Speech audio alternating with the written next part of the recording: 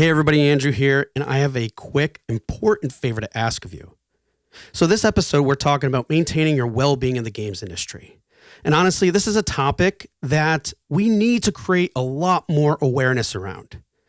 So I'm asking you guys, my listeners, if you could just do me this favor, and if there is something that you do that helps promote a healthy mindset, or you know of a studio that has a really healthy work culture or is very mindful of its team's well-being, I want you to share those stories, share those practices, share those systems, anything and whatever with anyone you know of. It could be any channel, social media. The only thing I ask for is just use the hashtag #HealthyGameDev. Share what you know, and let's do our part in trying to create more awareness out of this topic that definitely needs more awareness. So that's all I'm asking for you today. Again, thank you for being such great listeners, and let's get right to the show. Hey, everybody, and welcome back to another episode of Indie Game Movement, the podcast that talks about the marketing and business of indie games. I'm Andrew Pappas. I'm going to be your host today, and we're going to be talking about maintaining your well-being in the games industry. Now, with the stigma around mental health discussion slowly starting to go away, more and more industries are being tasked with examining their own mental health implications and ways to overcome these challenges. With games being a high-stress environment, we're going to dive in and take a look at some of the ways to manage mental health while working in the industry. So that's what we're going to be talking about right here today on Indie Game Movement.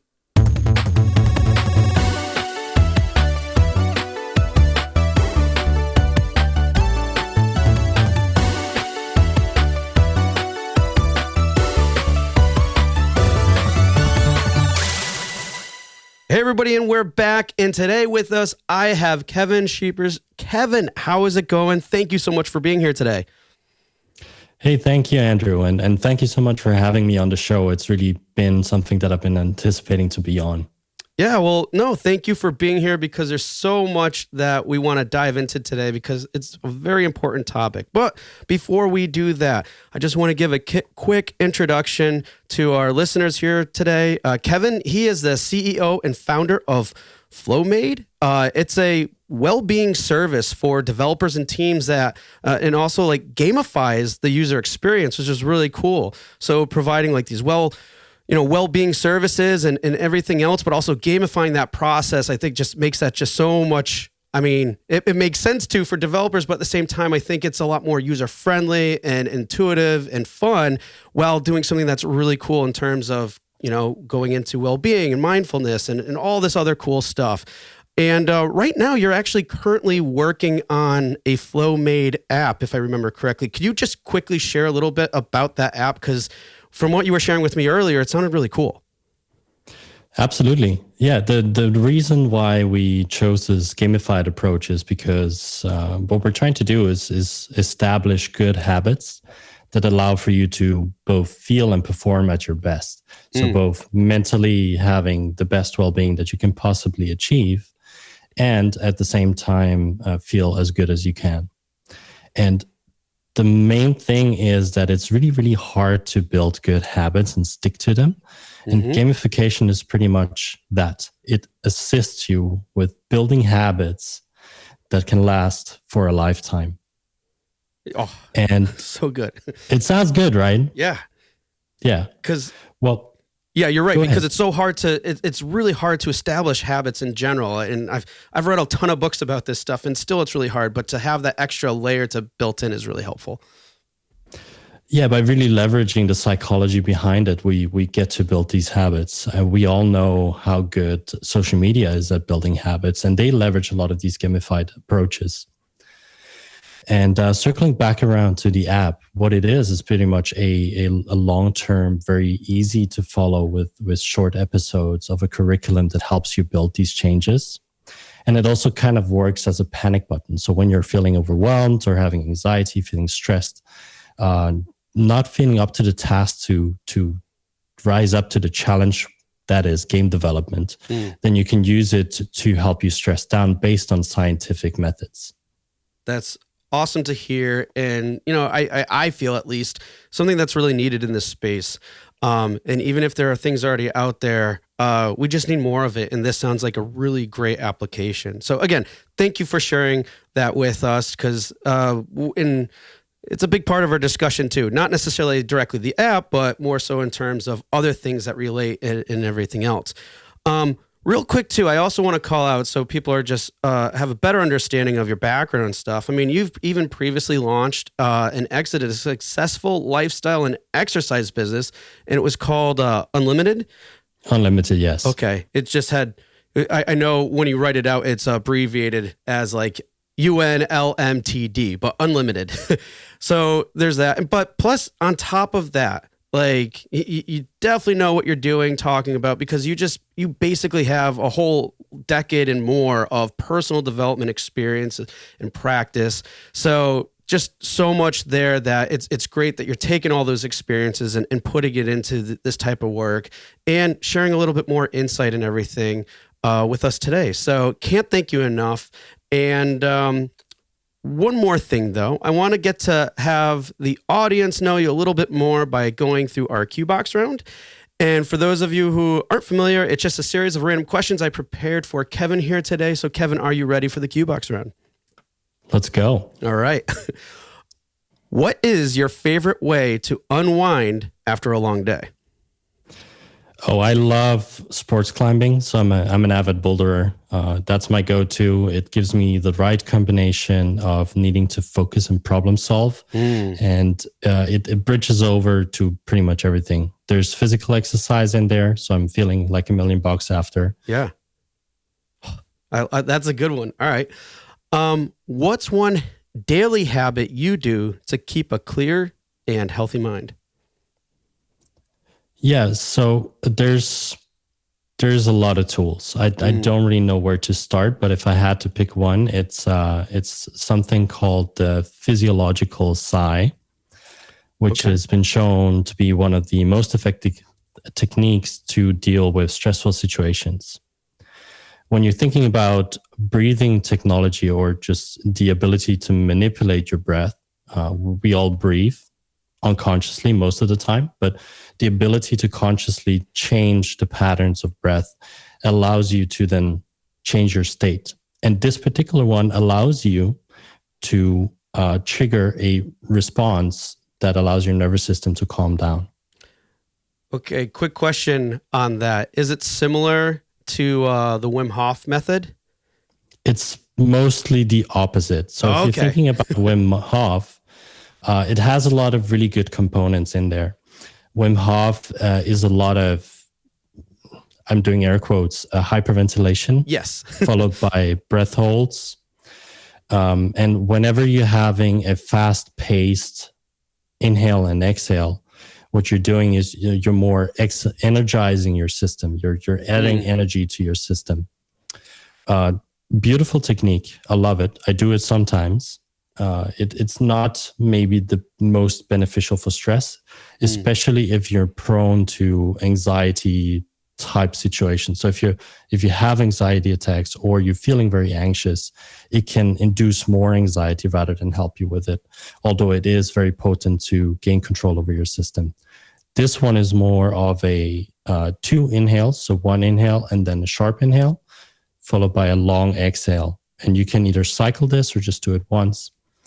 But because there is a very long exhale, it's more unwinding, relaxing rather than stimulating. Gotcha. Okay. No, and I digress, folks, but bottom line here, I think it just sounds like, and I really want to learn more about this too, and I'll probably dig in myself at least, but the psychological sigh sounds just really good, and just breathing, it sounds like, can be very beneficial in different ways, but this one sounds like really a great solution for calming down and relaxing. So it's good to know that that's one of your daily habits, because I mean, if you do it daily and think that's the one thing out of all of them that are important tools for you, then that's something to be mindful of at the very least. So thank you for sharing that. And last but not least, the staple here on the show is, what game are you playing now? Well, I'm a father of a 16-month-old. Which means I don't have a lot of time to play excessively, which I would love to do. But what I do is I play some casual games. Right now, it's just Riven Guard. Oh, okay. Nice. And yeah, I can relate a little bit. As some of the listeners probably know, I have 3 kids. So ages what? 2, 5, and 7. So it just gets busier, regardless of how many there are. But I can relate. But that's cool. Awesome. Well, Kevin, thank you so much for sharing a little bit more about yourself and those things. Very insightful. But now we're going to get into lots of insightful stuff as we talk about, maintaining your well-being. So to kind of kick off this, I was just curious, why would you say it's so important in the game space specifically to discuss mental health? Yeah, the game space is very unique in its own category in the way that there's not just the high pressure of a corporate funding, general performance type company. Whether you're an indie development studio or a AAA studio, there is just a high demand to get that game shipped. So that's one very stressful factor that comes in. But also the creative demands to revolutionize, to push the boundaries on what you're trying to create is insane. It makes me really, it inspires me to the depths of my soul in a way to see what game developers are creating. And that's also why I want to support and in a way to help the industry out to maybe get more balanced in a way and support with these scientific methods. So to circle back and answer your question, and that was a really long circling. That's okay. But I think there's so much demand from all sorts of areas that a lot of really small habits and minute things need to be established in order for you to sustain that sort of workload. Yeah, there really is. And I'm sure we're going to talk about some of them in some capacity in a moment. But I think that's a great place to jump off of, because I think to some degree, what you just shared there relates to probably overworking is probably, let's say, one byproduct of probably a lot of different things that we probably won't have enough time to talk about today, to be honest. But let's say overworking is probably one of those things. So with that said, we often hear about, crunch culture and, let's say in the AAA arena, but even indie developers and studios, are famous for struggling with kind of work-life balance, right? So with that being the case, what are the mental health consequences, let's say, of an unbalanced work culture? They're exponential, really. It impairs your ability to deliver. It impairs the ability to have creative creations in itself. And I think that it's also impairing the ability for an individual to work long-term in the industry. And the demands are only getting higher and higher. And if you're thinking about the indie studios, maybe they don't have as much pressure from above as if you would be working from in a AAA studio. But you're very passionate and there's not as much wiggle room for error for you to survive and to make your dream come true. So having a work-life balance and having the structures to support the demands of your dream is really crucial. Yeah, and what's really interesting too, as you said that, it's like you're saying it's absolutely basically essential, because not having that, it will like reduce your creativity, it reduces, let's say, productivity, and that just feeds right back into this, what sounds like could be a very vicious cycle of what you just let in with a moment ago, saying that, there's a lot of stress around, creating a product, but also a lot of stress about being creative. So if you're not having that proper balance, and then it's probably that teams or even individuals are just having a tougher time with the product delivery, with that creative energy, and then it just keeps. And as you said, it could be a slow downward spiral, basically. Yeah, Yeah, and as workload increases, it's just impossible to keep up. And when your cognitive function declines, then it just becomes harder and harder to actually get the things done that you need to do. Overwhelm also will lead to procrastination and other bad habits, which Right. then, if you have so much workload that you're doing over time, results in bad habits of eating, which results in overuse of caffeine, and badly timed caffeine induces anxiety, which is just a spiral that keeps on getting worse and worse and worse. Right. And it could feel right. Exactly. And it can feel into other issues that extend well beyond work. And it can just be an absolute mess. So knowing this then, what would you say are some strategies individuals and teams can employ to kind of help maintain a healthy balance within the workspace so we can prevent all that other stuff we were just talking about? Yeah, having really good structures around what to do when,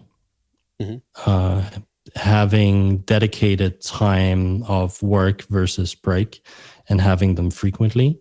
And I would almost suggest two modes for this. So one is the ultradian system, which is more 90 minutes of work followed by 15 to 20-minute break. 90 minutes being because 90 minutes are shown that is more or less the time that we can focus effectively, and then after it declines. So having a break after that. If you're overwhelmed with your work, if there's too many things going on, if there's things going on in your life in general, and you're just not able to focus, what I would recommend is something called the Pomodoro technique, which is very, very, it's well known in productivity in general, but to break up your workload in small sessions followed by a break. It's also a good solution for procrastinators if you're just if you have tasks ahead that are really difficult to complete, using small work sessions followed by a break. What this also can do is increase the challenge of the thing that you're trying to accomplish just a little bit, and that's going to allow you to have more access to flow. Okay. And also in a way it could not just a flow, but it could be a form of like a confidence building in a way. And then that promotes the flow and everything, right? Yeah, exactly. Okay, cool. Having the sensation of being in control a little bit, and the other thing about this is if you have tasks completed, what it's going to do is it's going to give you that sensation of momentum, and it'll be easier to move into the next thing. Yeah, and not to mention, and I feel like I know this is a problem I face sometimes, and I'm sure everybody does, but it's like, oh, I felt like I was so busy today, but did nothing, right?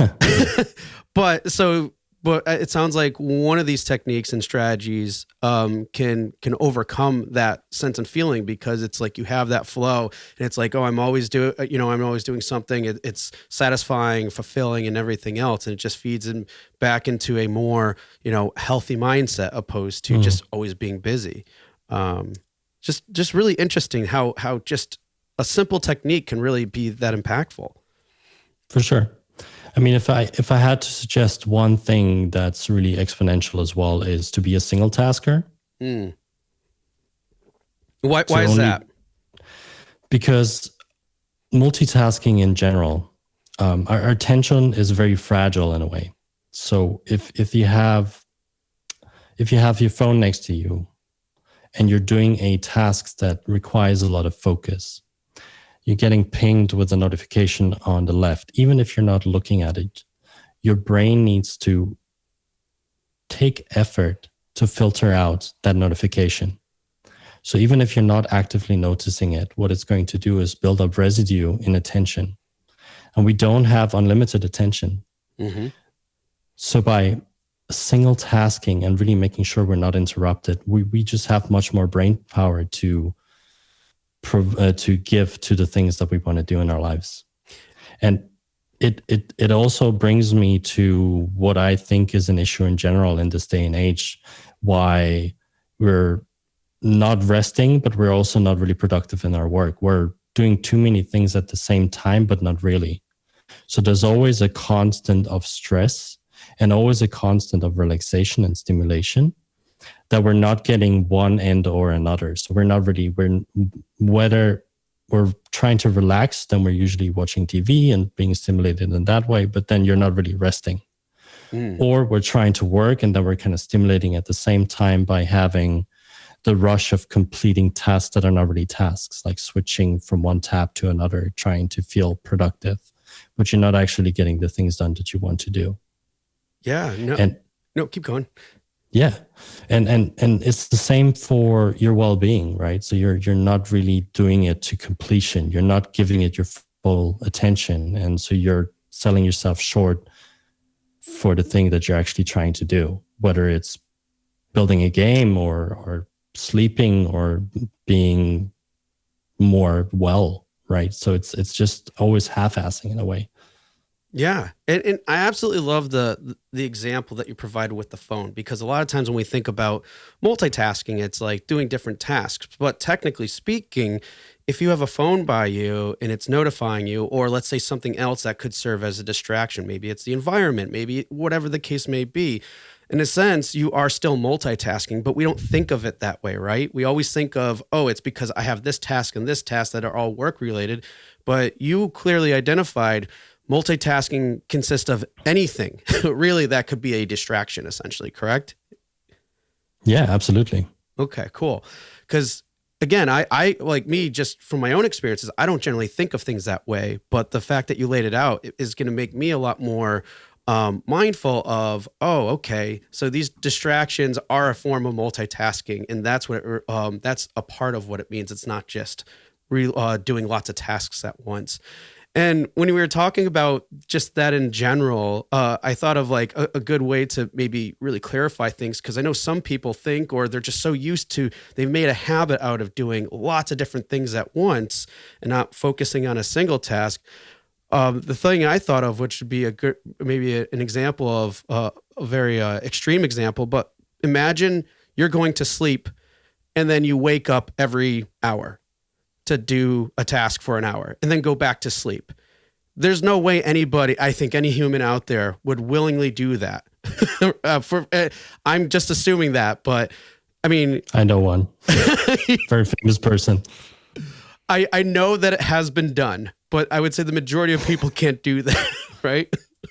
But I mean, but still, I think that's a great analogy that people can refer to. It's like, well, that wouldn't make sense. There's no way I could be really productive or efficient if I was sleeping, waking up, right?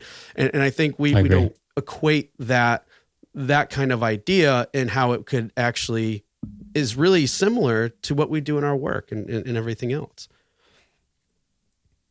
So I think that's a really good example for sure. Okay.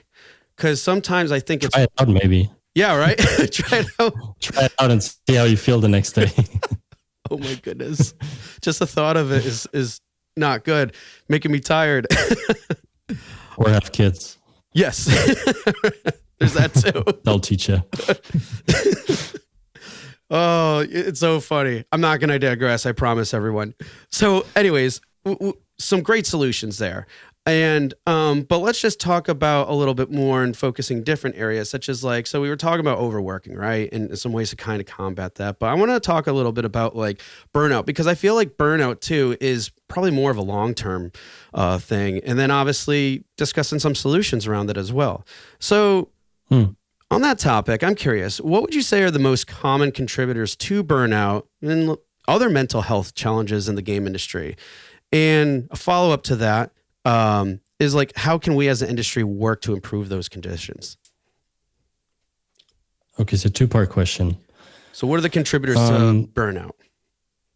Yeah, contributors to burnout is work hours, the overall work hours that you just have to put in to get the workload and the deadlines in. So that's kind of 2 points there, right? Mm-hmm. There's a lack of control, or maybe the lack of locus of control. So you don't perceive that you have control over the situation, or maybe you're not aware of what you are in control over and whatnot. And that's a very stressful thing to add to your work life. the other thing is the insecurity of your job. Even if you're an indie developer, right? Is this going to make it, or am I going to succeed in this? Is this going to? And if you're employed in an indie studio, well, how is this going to be able to sustain my way of life in a way, right?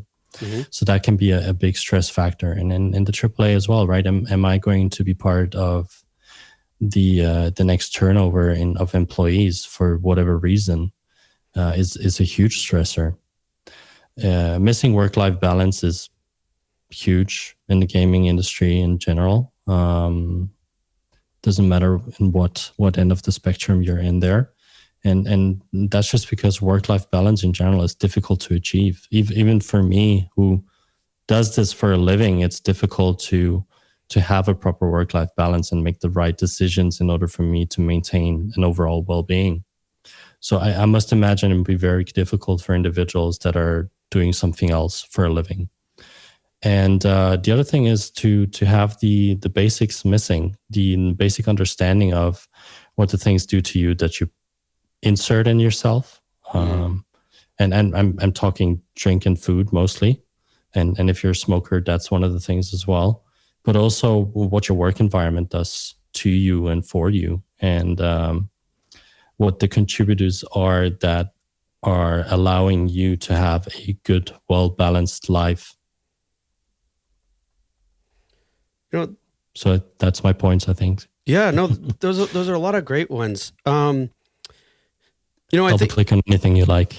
Yeah, no, I want to dive in on a couple of those because I think some of them at face value, pretty understandable. Like, for example, work hours. But if you could, I would like to explore a little bit more of the lack of control. I mean, you gave some good examples, but like, what are some other things so people can clearly understand what that may feel like to them in a working environment, whether it's a specific example you could provide or just a little bit more clarity around that topic? For lack of control? Mm-hmm. Yeah. I guess there are a lot of environmental factors that are outside of you. So that be a project manager making decisions for you based on deadlines, workload, etc. But also things that are outside of your company, even that can be stressful. What is the audience going to say? Are there any unforeseen issues with the thing that we're developing in general? Timeliness, are we at the right place and time to create something like this, etc. So there are many environmental factors that can be very stressful. And I think it's also I think the thing that is more important is the perceived control rather than the actual control. So in terms of flow, for example, and productivity, I know that having access to flow, one of the triggers is the perceived control. So by shifting the mindset around the things that you can actually control, you feel more confident, but also more empowered to do the things that you want to do. And it's kind of also a segue into stoicism. And it's really seen that these are the things that can really help, that viewing and changing the angle on what you can actually have an active influence in empowers you to have actionable steps. So I think it's more about the locus of control, the ability to perceive what you can control and what not, instead of shifting focus from the things that you don't have any say over, which is mostly what we're stressing about, to things that you can have an influence over. Yeah, no, I'm so happy you dug into that a little bit further because, I feel that that's a big problem along with, here in the industry, obviously, but like just about everywhere. And like you said, that's such a great solution to kind of like shift that focus, shift that approach or mindset in terms of like really looking at what do I have control over, or what does my team have control over? Because if, like you said, if you're focusing on the things that you don't, well, then again, it just creates a very frustrating and stressful situation because worrying about something you can't do anything about isn't going to help anybody. But sometimes I think we as people, just humans, right, can get caught in that. So looking at those areas that you have the most control is just going to, like you said, feed right back into that flow, feed right back into that confidence, and therefore really help you get into a healthier mindset, mental stability, and everything else with what you do. So I guess to add to that, anxiety as a sensation or a feeling, a neurological function, is made to mobilize. So if you're faced with an issue that causes you anxiety and you can't mobilize on it, it's just going to exponentially feed your anxiety. So by shifting and taking control over the things that you can do, you have an actionable step to feed that energy into. I love that. It's such a good point and way to look at things. Because like you said, if without that focus or different way of doing things, again, it's like one of these things that can just feed into a negative cycle, opposed to shifting that, which, I mean, we talk about it here today. It sounds simple, and I'm sure there's processes and things to get to that point, but still, once you make that shift, now you're taking that energy and now it's becoming a positive cycle.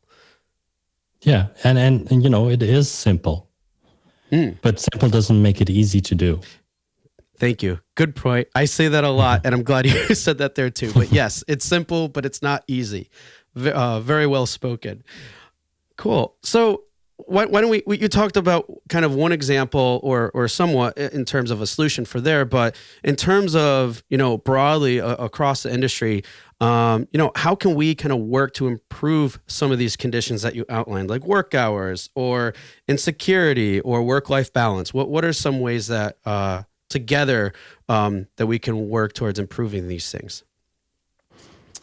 Well, it's the same for any of topics, whether it's the specific one or it starts with awareness. So we have to talk more about it. We have to speak up from within. We have to address some things company-wide, from an individual perspective, but also industry-wide. And it only works if we're all doing our part in a way, right? So you have things that you can do as an individual to take control over your things that you can address. And that would kind of be the bottom-up version. And then the top-down version, changing policies, changing the overall politics within the game space, and creating awareness, and then going from there, having actionable steps such as supplementation, having different solutions. And I see a lot of companies already doing good things, but I feel like we're only in the beginning stages. And speaking from my point of view, I don't think it should just be addressing mental health or addressing crunch. It should go further than that. It should be thriving. Having the ability for everyone working in the space to thrive. And games are the future, no matter how you look at it. And so having the conditions to create the right things and experiencing life in the way that you want the players to feel in a way. I have a feeling that if the individuals creating are not feeling great, how do you want to spark emotion and sensations in players? I absolutely love that you called that out, because I know with the work that I do with marketing and stuff, it's always like, oh, what are the player pain points? What is the audience pain points? And a lot of times that's a core element that is focused on and towards of creating a plan around, like, what is this marketing and awareness is going to look like? But then I love how you shifted that example, and it shifted that in terms of, instead of as an industry looking at all the pain points and stuff, what is a way to look at it where people are thriving? And it seems like it would be such a better position to start from. And I mean, obviously, it's probably important to some respects to know of the pain points, but it seems like such a better position because it has a positive growth mentality behind it, opposed to like growing something out of that's like painful, to put it bluntly, I guess. And it just seems like it would lead with just a better overall intention. That's promoting that growth, that value. And again, going back to what you were saying very early on, really focusing on how can this be a growth perspective and applying it to, even if it's the product, even if it's the entity like a studio or a business, and even from the creative perspective, how can people thrive? I love that you share that with us, because I think that's such a great way to approach it. That again, like I said, from my own experience, but also maybe others, maybe aren't always looking at things from that angle. And again, that's sometimes part of it is just looking at things different angles, like you said earlier. And I guess there's a evolutionary perspective to that, why we do that, and it's just what we're geared to. The negativity, the focus on that is what we're geared to do, and it's been a mechanism that's been placed in us to survive. Right, exactly. So it takes a lot more effort to shift into something positive in a way. So the pain points are much more accessible, and we're also trained in perceiving them more than positive things. Well, yeah, because essentially that's how our brain operates too, right? And Exactly.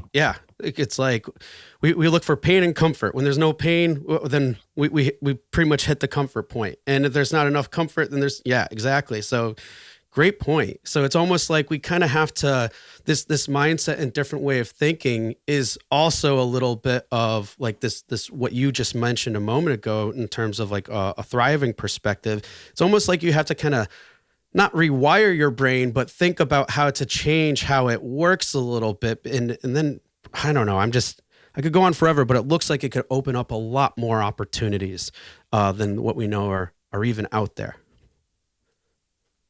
Yeah. You you want to really step your game up by allowing your brain to grow to like this weird human 2.0, where you're more aware and more rational in a way, right?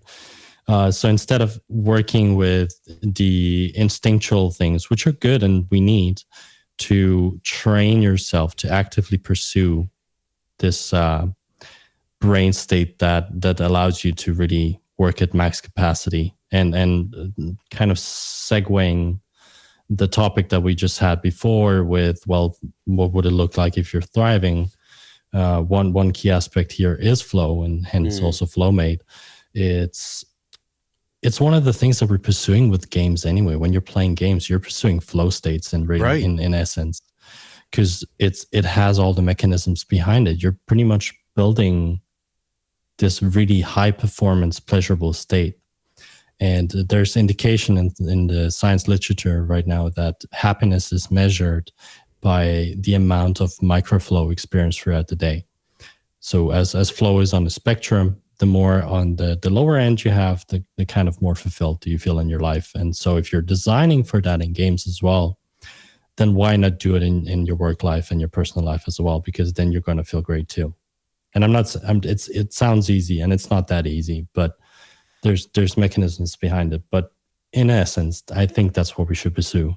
Yeah. And such a great way to kind of take the work that people are doing and apply it to themselves. And then again, this is leading into that positive cycle that we're talking about and everything else. So it's like there's two cycles. It's just a matter of shifting that direction and angle to put it into a more positive cycle one. But that is such a good one. I think people can really think about it. It's like, how is this making people feel good? And not to say it has to be like always just a wholesome game that are like naturally, right?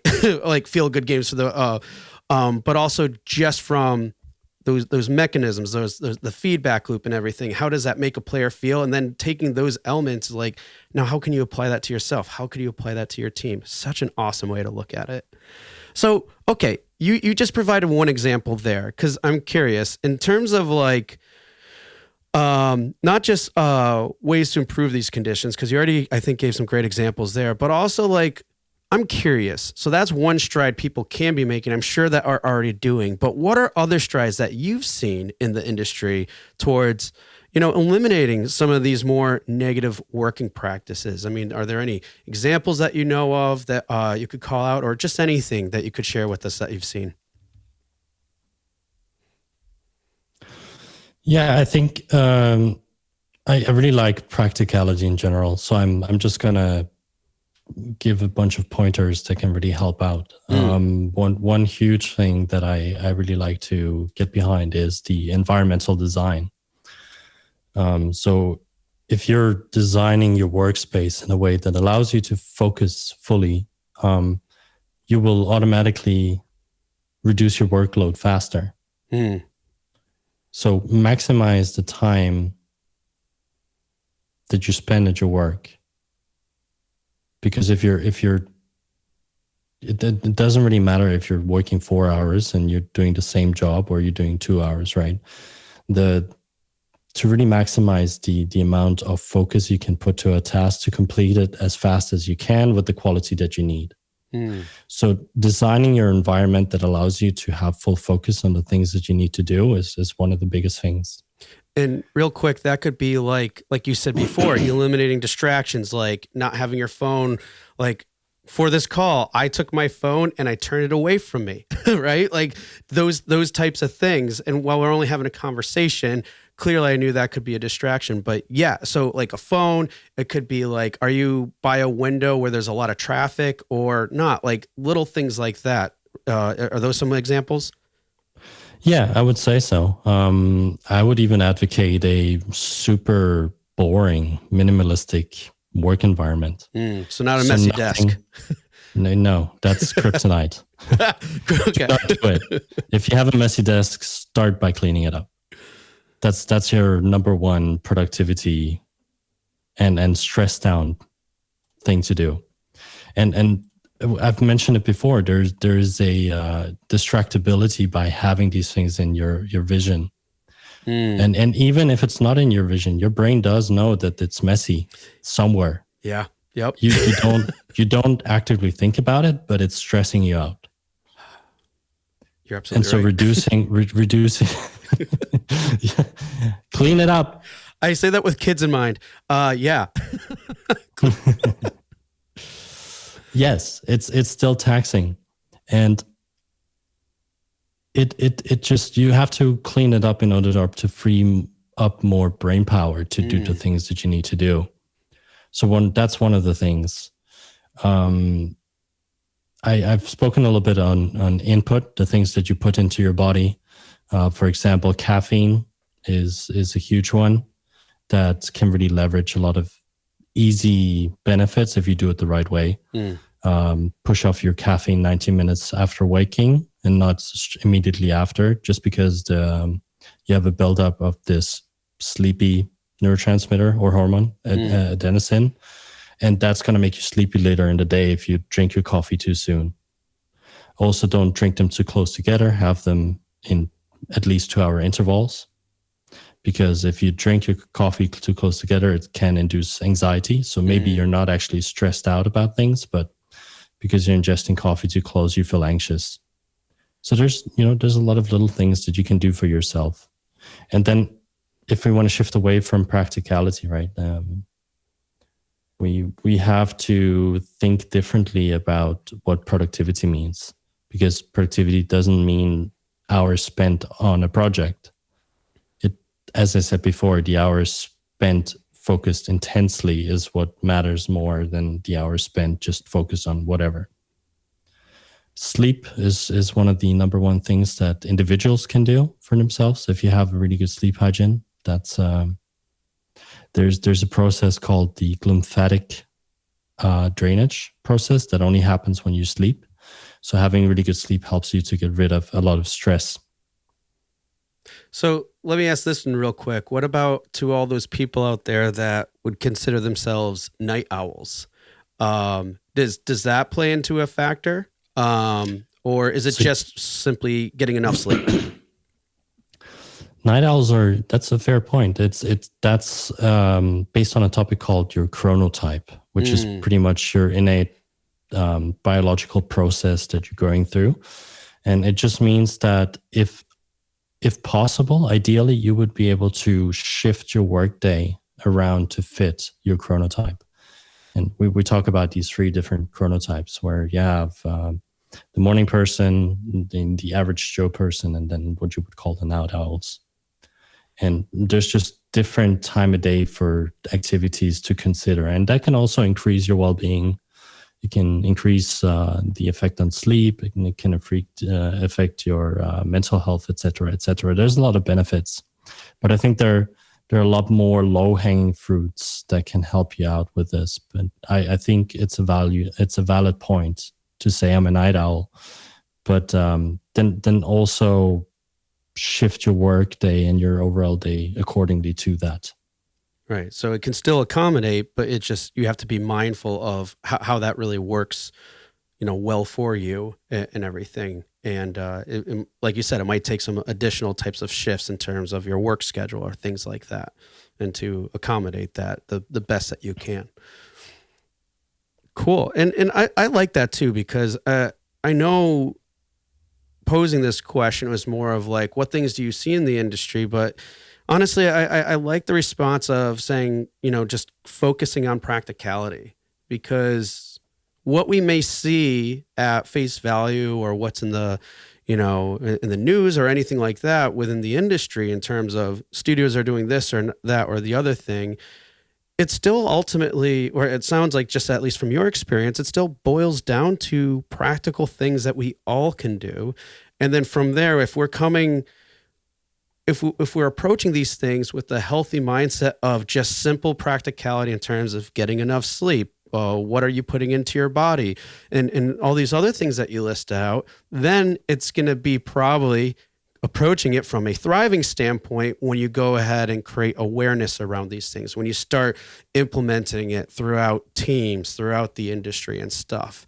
So if it's funny, because we think, oh, these things need to change, but if we're not taking those initial approaches ourselves, then it just can make that process harder to be advocates for, or to create that awareness and everything else. Is that a good way to look at it, I guess? I mean, yeah. I mean, it's always good to take responsibility for your own mental health, but I'm not saying it's your responsibility. I'm just saying it's good to take responsibility. We're coming back to locus of control again, right? So Yep. What can you focus on doing? Well, it's sometimes you're just in a circumstance that is less than ideal. So what can you focus on there? That's the first standpoint that I wanted to take in this. And then, as I said before, awareness is one of the number one things, and then actionable steps come from that. Where there's plenty of things that are happening, right? Unionizations. There's a lot of talks that have been given onto it. There's companies that are shifting. I've heard of companies that are employing psychologists or like spokespersons that are helping employees, right? There are things that are being done. And I think those are great, but we need more awareness, and we need more, in a way, air quotes again, political force. There needs to be more of an activism towards it to give a signal towards those companies that are still doing it, or the overall culture around it, that we need to dial down. We need to make these changes in order for us to feel good and create something great at the same time, and still meet your deadlines. Right. And the flip side to that is, well, what can I do as an individual? What can we do as a team? So there comes, what are the basic things that I can do to feel good, and how can I maximize my output and productivity? And that's with these basics that allowing you to feel good, and at the same time have these productivity tools that allow you to accomplish the things that you can within your control. Right.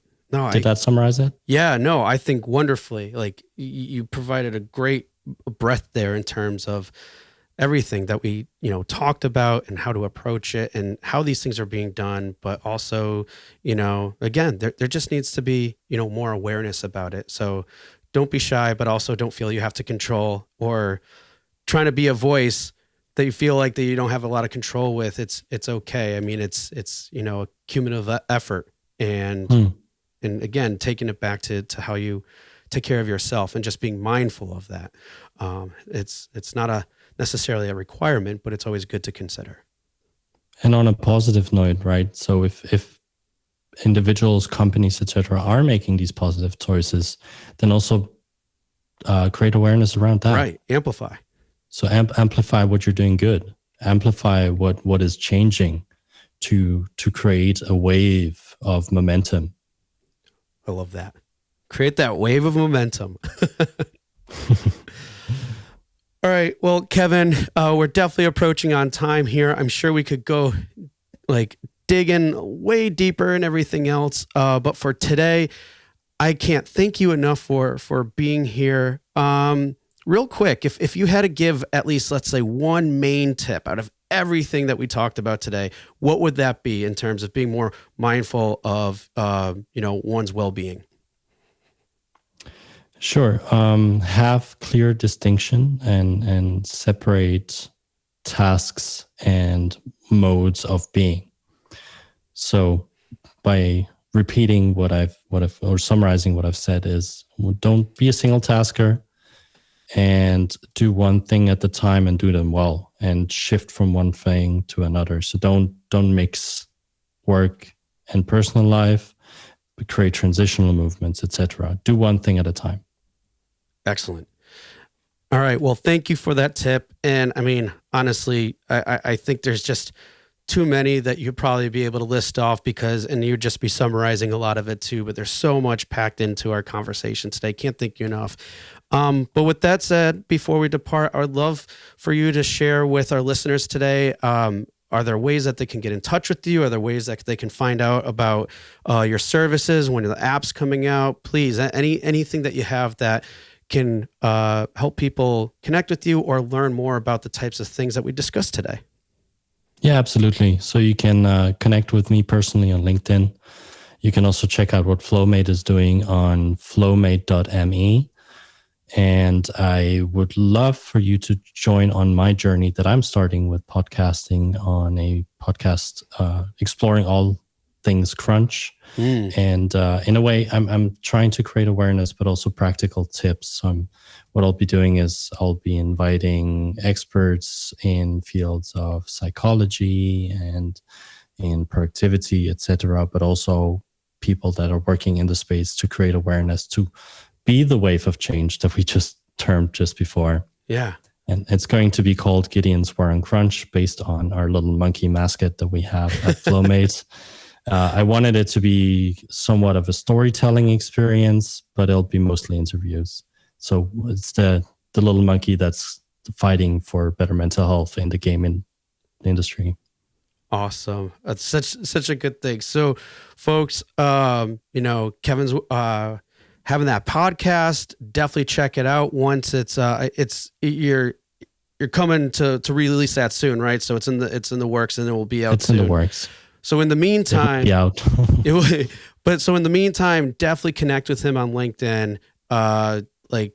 Again, there's lots that he has going on, like we shared earlier, and clearly we just I think all need to connect and work with each other and share this and amplify these things more. So if you're listening and you're on Twitter at all, do a shout out to at IGM Podcasts. And I don't know if Kevin is as well. He says he's LinkedIn, but we'll probably do something there. But let us know what you're seeing in the industry. Let us know how you can amplify these things too. I would love to see that as a call to action, from both of us today. But again, Kevin, thank you so much for being here. I really can't thank you enough for this such insightful and meaningful conversation that I hope can really do a lot of good in the industry and beyond. So thank you for being here.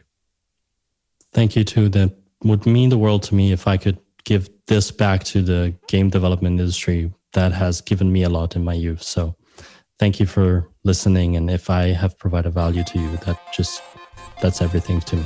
Hey everyone, thank you for listening to another episode of Indie Game Movement. I'm Andrew Pappas, your host, and the show's producer is Mustafa Price. Show notes for this episode can be found by visiting rengenmarketing.com, the number episode of the show. Rengen Marketing is a consulting marketing company that helps indie devs with their marketing efforts. Whether you need guidance with your game's marketing strategy or could use a free marketing plan template, then please visit www.rengenmarketing.com and take action.